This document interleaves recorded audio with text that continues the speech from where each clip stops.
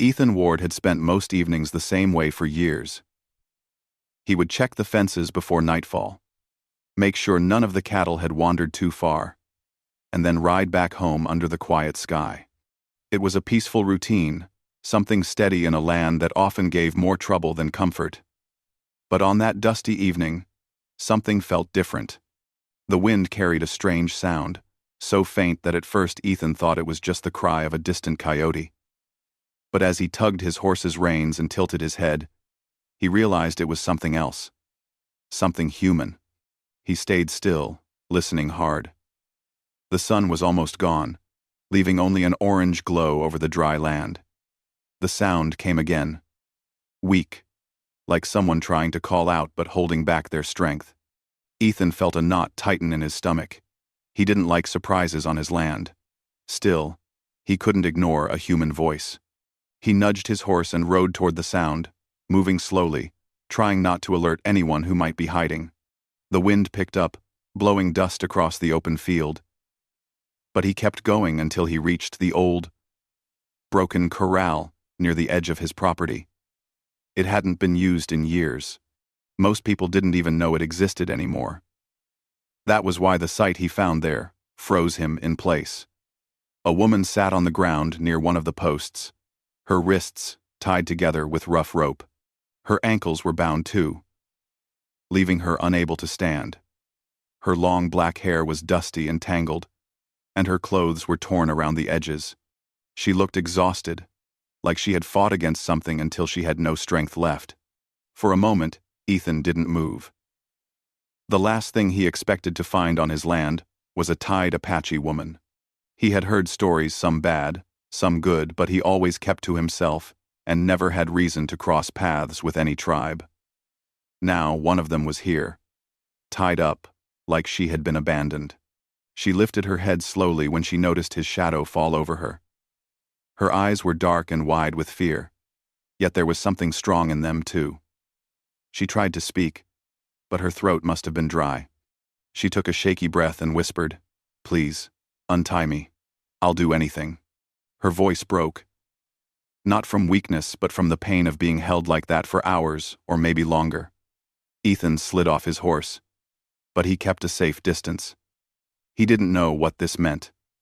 Was she a victim? Or was someone using her as bait? Bandits had been seen in the area recently. They weren't above using tricks to rob ranchers. He looked around carefully, searching for tracks or shadows, but saw nothing moving. "Who tied you here?" he asked, keeping his voice steady. She closed her eyes for a moment, gathering strength to answer. "Men. Not from my people. They caught me near the canyon. They said I was spying. I wasn't. I was just traveling."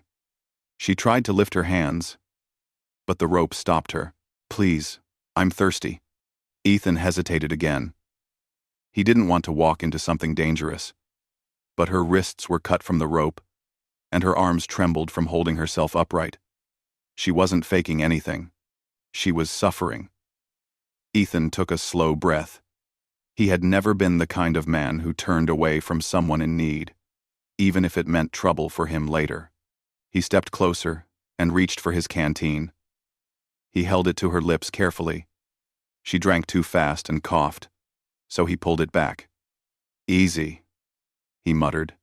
She nodded, letting the water settle before drinking again. When she finished, she looked at him with a strange mix of hope and fear. Ethan could see how tired she was. Her voice came out softer this time. "They said they would come back. They said they would punish me more if I escaped. But I did escape. And then, I fell. I couldn't run anymore." Ethan didn't like the sound of that. If bandits had been here once, they could return, and if they found him helping her, they wouldn't be pleased. Still, he couldn't leave her tied like that. "What's your name?" he asked. "Nayeli," she whispered. "Well, Nayeli," he said slowly, "I'm going to untie you. But first I need to know, are you hurt anywhere I can't see?" She shook her head. "Just tired. And scared." Her honesty made Ethan's uncertainty fade a little. He crouched beside her and pulled out his knife. The moment the blade touched the rope, Nayeli tensed, Not from fear of him, but from the memory of what she had gone through. Ethan cut the rope around her wrists first. When they came loose, she let out a soft breath, rubbing the raw marks. He then cut the rope around her ankles. The moment she was free, her legs gave out. Ethan caught her gently, holding her by the shoulders. She didn't weigh much. Hunger and exhaustion had taken their toll. She looked up at him, her eyes shining with tears she had been fighting to hide. "I can stand," she said quietly, trying to pull away.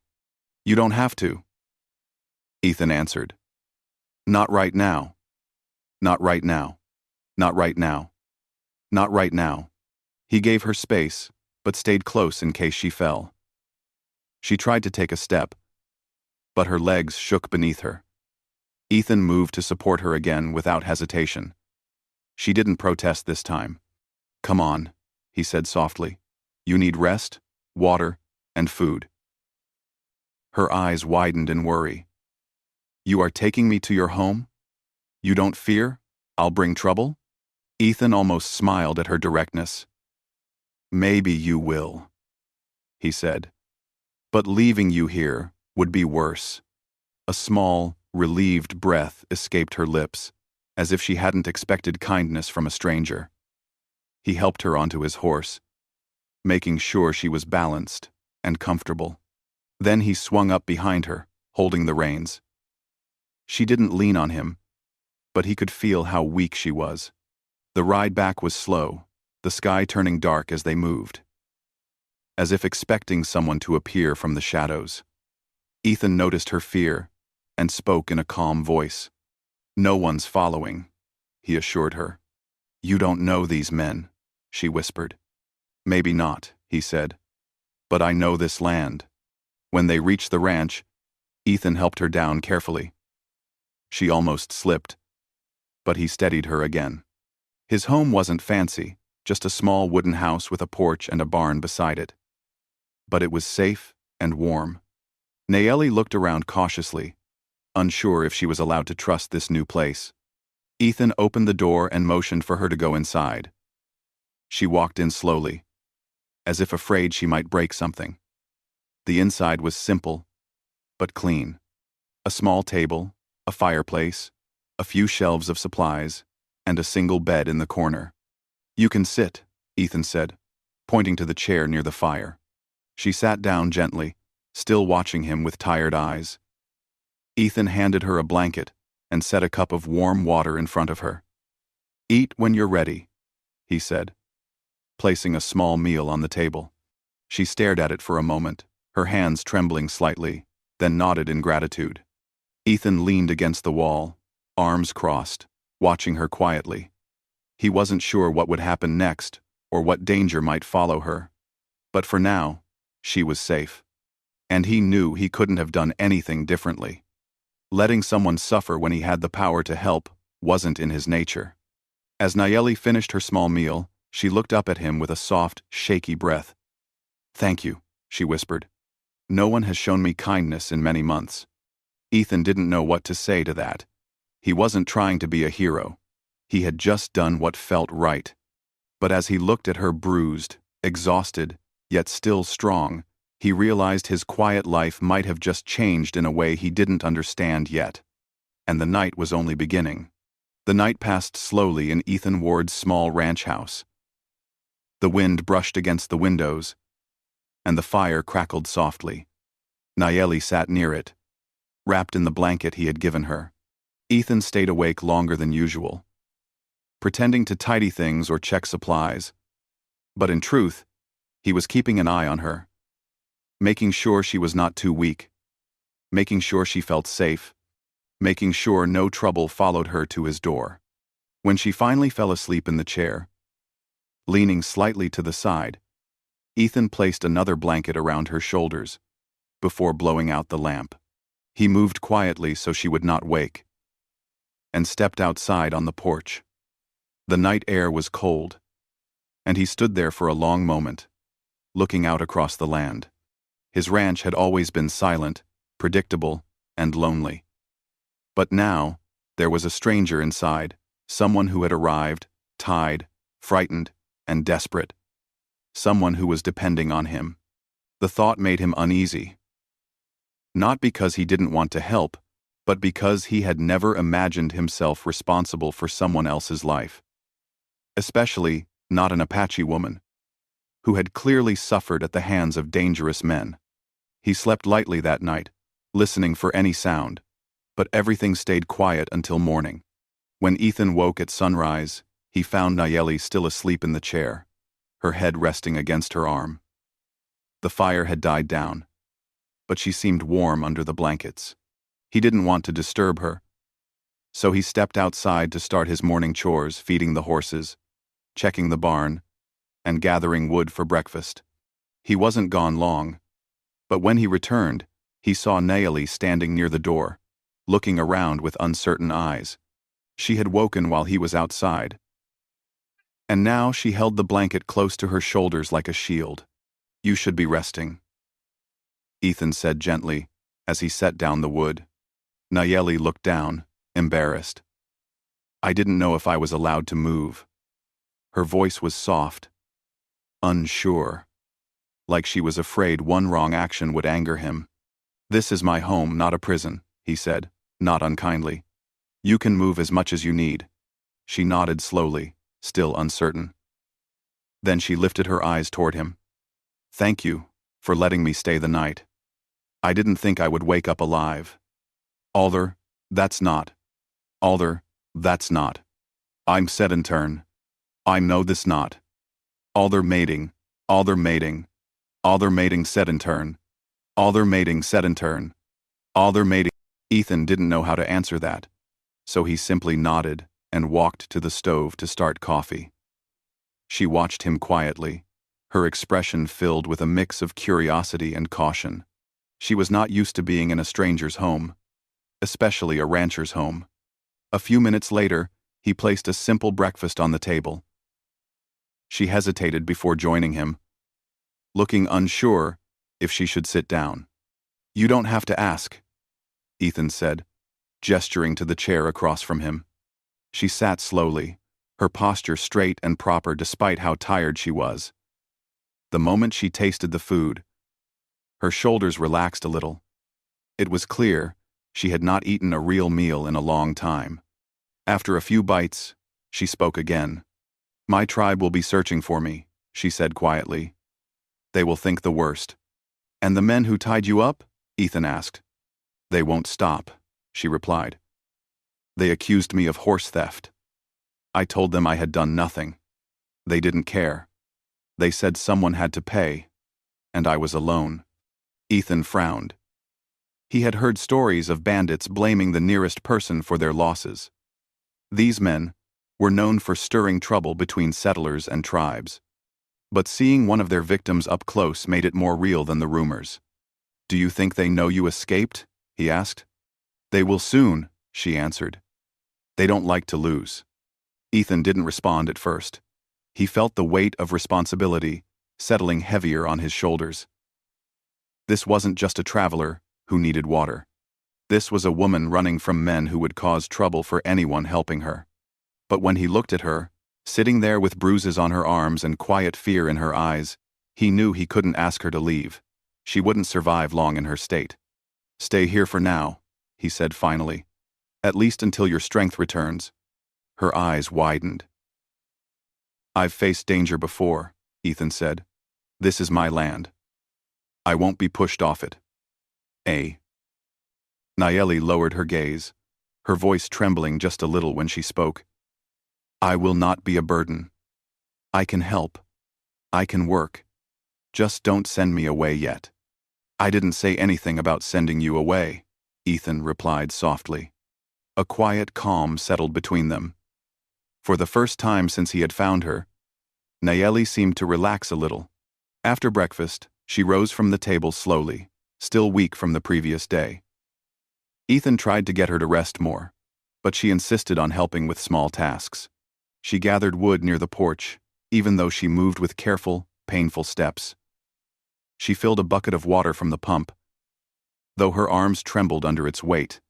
She brushed the dust off the porch floor with a small broom she found leaning against the wall. Ethan watched her through the doorway. She was hurt, tired, and scared, yet she refused to sit and do nothing. It told him more about her character than any words she could have spoken. "You don't need to push yourself," Ethan told her when she brought the broom inside. "It helps my mind," she replied. "If I sit still, I remember too much." He didn't ask what those memories were. Her eyes already said enough. Later in the day, while Ethan was repairing a fence, Nayeli approached him carefully. "The men who tied me," she said quietly. "They use the canyon near here. They go back and forth often. They know every path. If they learn I escaped onto your land, they will come. They do not fear settlers." Ethan tested the fence post, making sure it held firm. "Let them come," he said. Nayeli shook her head. "They won't just threaten. They harm anything they think stands in their way." Ethan looked at her then and realized she wasn't warning him because she was afraid for herself. She was afraid for him. "This is my ranch," he said calmly. "I protect what's on it." Nayeli's voice softened. "Why? You don't even know me." Ethan thought for a long moment before answering. "Maybe not. But no one should go through what you went through. And I don't believe in handing someone over to people who do wrong." Her eyes softened with something he couldn't quite name. Respect, maybe. Or gratitude. Or the beginning of trust. That evening, as the sky turned gold and the land glowed under the setting sun, Ethan saw Nayeli pause near the barn. She was holding her side with one hand, breathing slowly. He walked over immediately. "You're hurt," he said. "It's nothing," she whispered. "Sit down," he insisted. She sat on a wooden crate while he checked her side carefully. There was a deep bruise hidden beneath her clothing, likely from when the bandits had thrown her down or struck her. Ethan's touch was gentle, and Nayeli didn't pull away. She simply watched him with quiet eyes, surprised someone would care enough to help. "You don't need to pretend you're strong all the time," he said. "Where I come from," she answered softly, "strength is survival." He understood more than he expected to. As night settled again, Nayeli stayed near the fire, her eyes calmer than the night before. Ethan sat across the room sharpening his tools, but his thoughts kept drifting toward her. Something about her presence felt unexpected, yet not unwelcome. Right before she went to sleep, Nayeli looked at him and spoke in a quiet, honest voice. "You saved me yesterday," she said. "But today, you made me feel human again." Ethan paused, the sharpening stone still in his hand. He didn't know what to say, so he simply nodded. And in the warm silence that followed, neither of them realized how much their lives had begun to change. The next morning began like any other on the ranch, but something in the air felt heavier, as if trouble had quietly stepped onto the land before either Ethan or Nayeli woke. Ethan was outside early, feeding his horse and checking the ground around the barn. He was about to call Nayeli for breakfast when he noticed something strange near the far fence line. At first, he thought it was just tracks from his own livestock, but as he walked closer, he saw deeper marks, fresh hoofprints, too many to belong to his horses. He crouched down, touching the soil. The prints were new, pressed into the ground after last night's light rain. At least 5 or 6 horses had passed through. He looked toward the hills, scanning the horizon. The bandits were searching. They had come far closer than he had expected. Nayeli stepped out of the house slowly, still moving carefully from soreness. Her eyes followed Ethan's posture, reading tension in the way he stood. "Is something wrong?" she asked softly. Ethan didn't answer immediately. Instead, he motioned for her to come closer. When she reached his side, he pointed to the tracks. Her face paled, and she pulled the blanket tighter around her shoulders. "They're here," she whispered. "They've found the trail, but they haven't found you," Ethan replied. "Not yet," she said. "But they will not stop until they do." Ethan straightened himself, his jaw tightening in a way Nayeli hadn't seen before. He wasn't angry, he was preparing. He walked her back toward the house, speaking in a calm, steady voice. Go inside. Stay away from the windows. I don't want to hide while you face this alone, she said, her voice trembling. You're not hiding, Ethan answered. You're recovering. That's different. She wanted to argue, but Ethan's expression made it clear there was no time. As she moved toward the door, she paused and looked back at him. They are dangerous, Ethan. You don't know what they can do. He met her eyes. I know what I can do. And Nayeli didn't feel comforted, but she knew he meant what he said. Ethan spent the next hour preparing quietly. He checked the barn, secured the livestock, and made sure the gates were locked. He wasn't planning to fight anyone, unless he had to.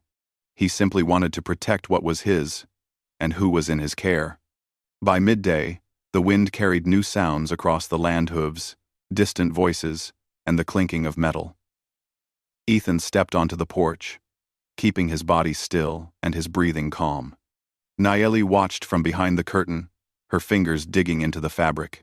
She could see the fear on her own face, but Ethan stood tall, as if nothing could shake him. Soon, the riders appeared 6 men, rough-looking, with worn hats and dirty coats. Their faces were hard, filled with anger, and the kind of wicked confidence that came from hurting others without consequences. They stopped near the porch, forming a half-circle around Ethan's yard. One man rode forward, a bearded leader with cold eyes and a long scar across his cheek. You Ward? He asked. That's right, Ethan replied. Heard you found something on your land. Something that belongs to us. Ethan didn't move. I found a woman tied up near the old corral. I untied her, because no decent man leaves someone in that condition. The leader's eyes narrowed. She's Apache. They're not like us. We handle them how we need to. She wasn't a threat, Ethan said, his tone steady, not rising. She's hurt. I helped her. That's all. The leader leaned forward in the saddle. You hand her over now. We'll take her off your hands.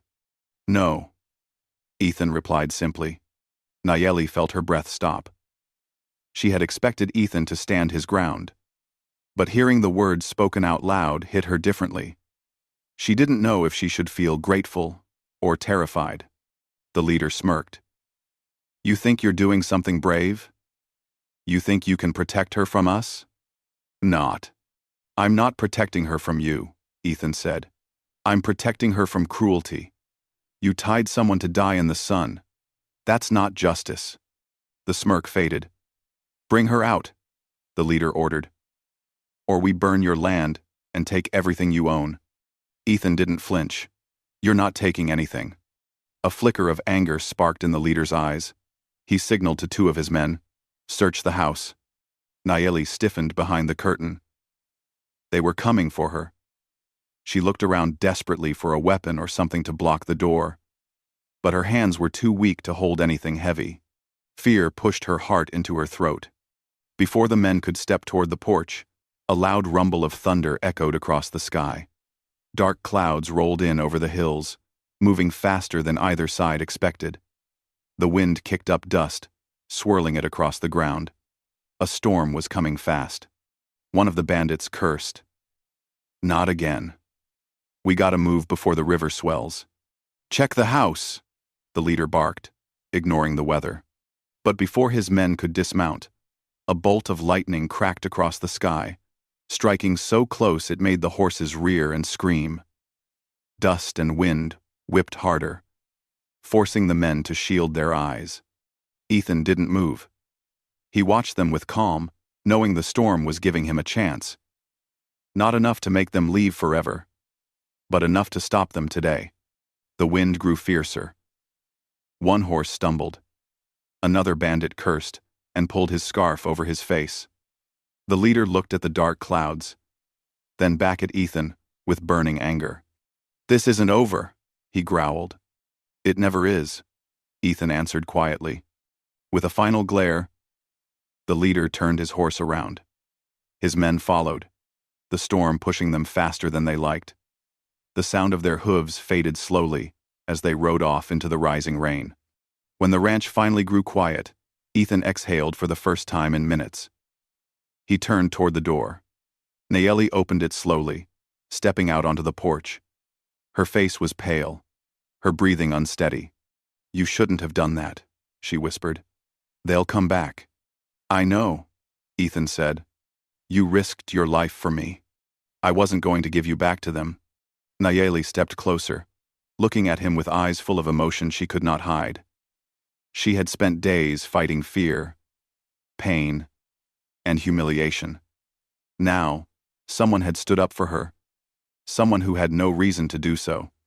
"Why?" she asked softly. "Why help me when it brings danger?" Ethan looked at her with a calm seriousness. "Because no one deserves to be treated the way you were.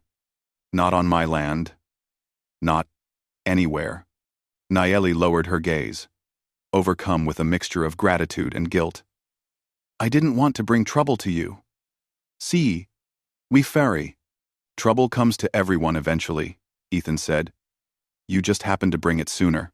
She almost smiled.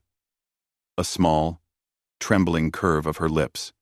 For the first time since he had found her tied to the corral, she felt something new, something warm, safe, and unexpected. She felt trust. As the rain poured down and the thunder rolled across the hills, Nayeli stood on the porch beside Ethan. The storm raged around them, but inside the ranch, a quiet bond had formed, one neither of them fully understood yet, but both felt deeply. And neither knew the storm outside was nothing compared to the one still coming. The storm lasted through most of the night, pounding against the ranch house like a warning from the sky itself. The thunder rolled over the hills, and the wind pushed hard enough to shake the porch. But inside, everything stayed calm. Ethan added more wood to the fire, while Nayeli watched the flames quietly, wrapped in a blanket. Neither of them spoke much. They didn't have to. The events earlier had filled the room with enough thoughts to keep them both silent. When the storm finally softened to a gentle drizzle, Ethan walked to the window and looked outside. The land was darker than usual, the rainwater glistening over every surface. He studied the horizon carefully, making sure the bandits hadn't returned in the cover of the storm. But the land was empty. "You should rest," Ethan said softly, turning back to Nayeli. She nodded, though she looked far from tired. She seemed to be thinking deeply, her fingers gripping the blanket as if holding on to something inside herself. Finally, she stood up and walked closer to him. "They will come back," she said in a quiet, steady voice. "Not tonight, but soon." "I know," Ethan replied. "But we'll handle it." Nayeli studied him for a long moment. She had seen many kinds of men, cruel ones, selfish ones, cautious ones. But Ethan was different. He didn't speak big words or make impossible promises. He simply acted with quiet courage. "You protected me," she said softly. Ethan shrugged slightly, as if what he had done wasn't a big thing. Nayeli lowered her head, struggling to find the right words. "Where I come from, when someone saves your life, it is remembered. It becomes part of our story." Lowered her 5. Ethan didn't know how to answer, so he just nodded. The next few days passed peacefully. The rain stopped, and the land dried under the sun. She helped Ethan with chores when she could, feeding the horses, carrying water, gathering herbs outside the house. Her steps became firmer, her eyes clearer. She moved with the grace of someone who was becoming herself again. But even as she healed, the fear of the bandits lingered in the back of her mind. Every distant sound made her body tense. Every rider's silhouette far off on the horizon made her heart race. Ethan noticed. He always noticed. One evening, while Ethan fixed a broken saddle in the barn, Nayeli approached him quietly. "My tribe will be searching for me by now," she said. "They know I was taken. They will look for signs. I should return before they fear the worst." Ethan paused his work, his hands still on the leather. He didn't look up right away. He had known this moment would come, but he wasn't ready for it. "You're strong enough to travel now," he said finally. His voice was steady, but those words felt harder than anything he had spoken recently. Nayeli watched him closely. "I don't want to bring danger to you anymore." "You didn't bring danger," Ethan replied. "The men who hurt you brought it, not you." She was quiet for a moment. Then she said, "I don't want to leave without thanking you properly. For everything." "You don't owe me anything," Ethan said. Nayeli shook her head. "In my heart, I do." Knowing she could not stay forever didn't make the moment easier. Ethan had grown used to the sound of her voice, the way she walked around the ranch, the quiet strength she carried. Her presence had filled spaces in his home he didn't even know were empty. The next morning, she prepared to leave. Ethan saddled one of his strongest horses for her. He tied a small pack with water, dried food, and a warm blanket. Nayeli watched him, trying to memorize the care he put into each action. "You didn't have to give me one of your horses," she said. "You won't make it far on foot," Ethan replied. "And I don't want you to struggle." When everything was ready, they stood together beside the horse. The morning sun was rising, casting orange light across the fields. The moment felt heavy, like the air was refusing to move. Nayeli stepped closer to him. Her voice was soft, almost trembling. "When you untied me that day, you didn't just free my hands. You freed my fear. I didn't know anyone outside my people could show such kindness." Ethan swallowed, the words catching in his throat before he spoke. "I'm glad you made it here, and I'm glad you're well enough to go home." Nayeli reached into the small pouch she carried and pulled out something wrapped in cloth. She took Ethan's hand and placed it gently in his palm. When he opened it, he found a small beaded bracelet, delicate but clearly made with great care. The colors were earthy and warm, arranged in an intricate pattern. "This is for you," she said. "It is not a gift. It is a thank you, a mark of honor. My tribe gives these only to those who protect us." Ethan looked at it for a moment, unsure what to say. Then he tied it around his wrist slowly.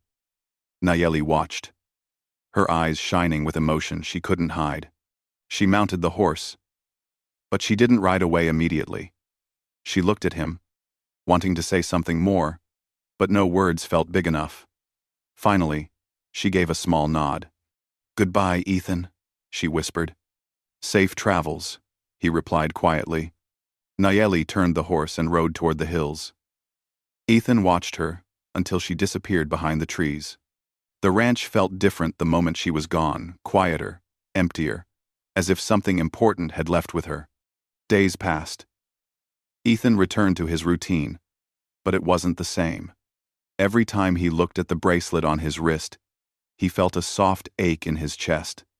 He didn't regret helping her, but he missed her presence more than he wanted to admit. Then, 1 week later, he saw movement near the horizon. Several riders were approaching.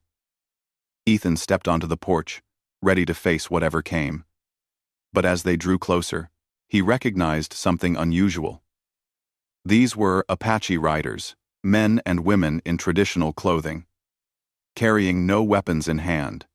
They stopped a short distance from the ranch.